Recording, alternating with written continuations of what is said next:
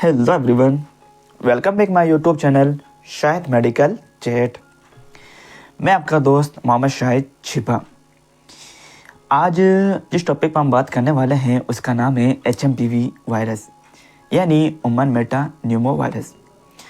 HMPV virus किस तरह हमारे बॉडी पार्ट को अफेक्ट करता है या ये वायरस किस प्रकार फैलता है या ये वायरस हमारे बॉडी में एंटर होने के बाद हमारे किस बॉडी पार्ट को सबसे ज़्यादा अफेक्ट करता है या मोस्टली ये वायरस बच्चों को अफेक्ट करता है या इससे बड़े भी अफेक्ट होते हैं। तो आइए जानते हैं इससे डिजीज़ के बारे में। बट हाँ, उससे पहले अगर आप हमारे चैनल पे नए हैं और अभी तक हमारे चैनल को सब्सक्राइब ना किया हो तो उससे पहले हमारे चैनल को सब्सक्राइब करें और बेल आइकन पे क्लिक करें ताकि इन फ्यूचर आपको और भी डिजीज़ की नोटिफिकेशन मिलती रहे। तो आइए जानते हैं इससे डिजीज़ के बारे में।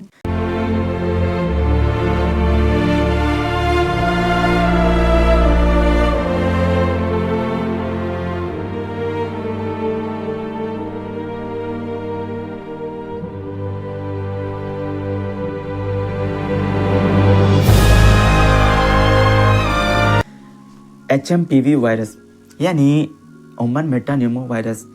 हम देख सकते हैं कि HMPV वायरस और कोविड-19 जो वायरस की जो सिम्टम्स या कोल्ड हमें देखने को मिलते हैं वो सिमिलर यानी एक समान ही देखने को मिले। या हम ये भी देख सकते हैं कि जो HMPV जो वायरस होता है ये सबसे ज़्यादा अफेक्ट हमारे अपर रेस्पिरेटरी ट्रैक्ट इन्फेक्शन को ही करता है। या मोस्टली हम कह सकते हैं कि जो HMPV वायरस होता है इससे जो हमारे बॉडी पार्ट सबसे ज़्यादा अफेक्ट होता है वो है ट्रैकिया और लंग्स। HMPV वायरस जो सबसे ज़्यादा अफेक्ट करता है ये mostly at birth baby, young childrens और एडल्ट या हम देख सकते हैं कि जो 65 अबव जो पेशेंट होते हैं उनको सबसे ज़्यादा ये वायरस अफेक्ट करता है। But why?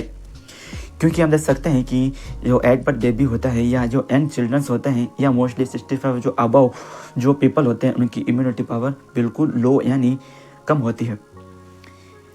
एक रिसर्च के अनुसार हम देख सकते हैं कि जो HMPV जो वायरस होती है ये मोस्टली 10 to 12% ये उन्हीं को अफेक्ट करती है जिनके जो पेशेंट अपर रेस्पिरेटरी इन्फेक्शन से सफ़र करता हो। या हम ये भी देख सकते हैं कि 5 to 60% यानी 5 से जो 16% हमें जो केस जो देखने को मिलते हैं वो अपर रेस्पिरेटरी ट्रैक्ट इन्फेक्शन से जो सफ़र करता है एडल्ट या चिल्ड्रंस, जैसे कि लाइटेट निमोनिया या RSV डिजीज़, जैसे कि RSV डिजीज, जैसे कि रेस्पिरेटरी साइनेसियल वायरस यानी रेस्पिरेटरी साइनेसियल वायरस या HMPV वायरस या कॉमन कोल्ड या मोस्टली हम देख सकते हैं कि कोविड-19 जो सिम्टम्स होते हैं इनके सब सिम्टम्स हमें सिमिलर यानी एक समान ही देखने को मिले।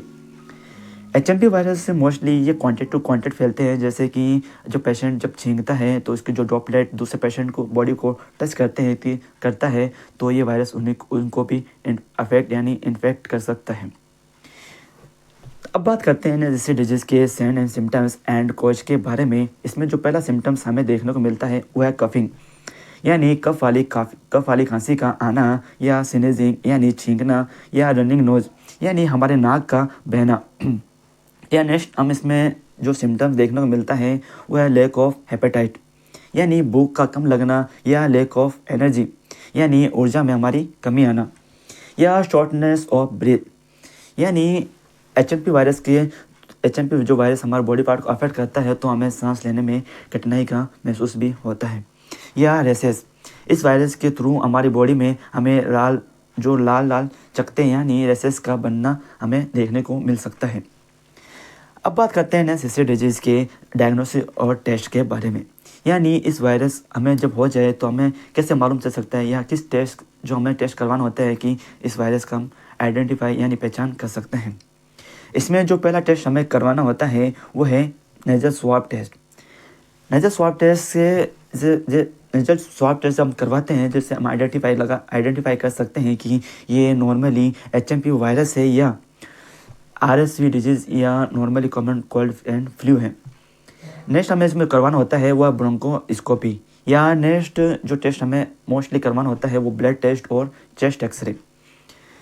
तो दोस्तों ये थे डिजीज़ के डायग्नोसिस एंड टेस्ट। अब बात करते हैं नेक्स्ट इसी डिजीज़ के मेडिकेशन एंड ट्रीटमेंट के बारे में।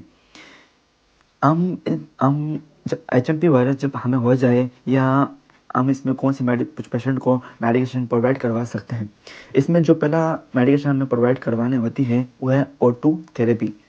हाँ, ऑटोथेरेपी मोस्टली हम पेशेंट को प्रोवाइड करवाते हैं, क्योंकि जब एचएमपी वायरस हमारे बॉडी पार्ट को बॉडी में एंटर होती है तो एचएमपी जिसके कारण हमें शॉर्टनेस ऑफ ब्रेथ यानी सांस लेने में कठिनाई हो, तो हमें पेशेंट को ऑटोथेरेपी जल्द से जल्द प्रोवाइड करवाते हैं कि उनको सांस लेने में कोई दिक्कत महसूस ना हो। या नेक्स्ट हम इसमें जो ट्रीटमेंट करवाना होता है या मेडिकेशन पेशेंट को प्रोवाइड करवाते हैं वो है एंटीवायरल मेडिकेशन, या मोस्टली हम पेशेंट को एंटीबायोटिक भी प्रोवाइड करवा सकते हैं, जैसे कि वो एंटीबायोटिक दूसरे जो बैक्टीरिया होते हैं उनको स्प्रेड यानी बॉडी में फैलने से रोकती है। या हम इसमें पेशेंट को नेक्स्ट आईवी फ्लूइड भी प्रोवाइड करवा सकते हैं। आईवी फ्लूइड में हम मोस्टली कुछ ऐसी डोज या ऐसी एंटीबायोटिक पेशेंट में उस आईवी फ्लूइड में इंसर्ट करवाते हैं, जिससे कि पेशेंट की इम्यूनिटी पावर या इम्यूनिटी जो रोग प्रतिरोधक क्षमता होती है वो हमेशा स्ट्रॉन्ग एंड मजबूत बनी रहे। तो दोस्तों ये थी एचएमपीवी वायरस या ह्यूमन मेटानिमो वायरस। हमने इस डिजीज में देखा या इस वीडियो में देखा कि किस तरह ये वायरस हमारे बॉडी पार्ट को अफेक्ट करती है, या ये मोस्टली सबसे ज़्यादा अपर रेस्पिरेटरी इन्फेक्शन जो पेशेंट सर्वाइव करते हैं ये उन्हीं को ही ज़्यादा अफेक्ट करती है। इसके सिम्टम्स हमें कोविड-19 या कॉमन कोल्ड या आरएसवी जो डिजीज होती है उन्हीं के ही सिमिलर ये सिम्टम्स हमें देखने को मिलते हैं। बट हाँ, इससे पहले अगर आपने आरएसवी डिजीज़ के बारे में आपने हमारे जो शॉर्ट वीडियो ना देखे हो तो पहले वो शॉर्ट वीडियो देखे हैं, जिसके लिंक मैंने डिस्क्रिप्शन में दे दी है।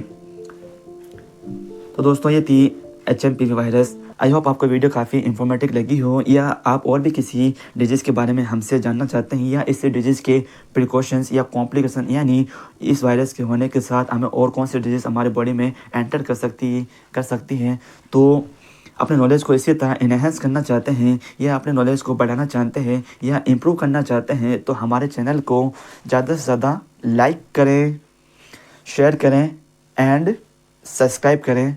तब तक के लिए थैंक यू।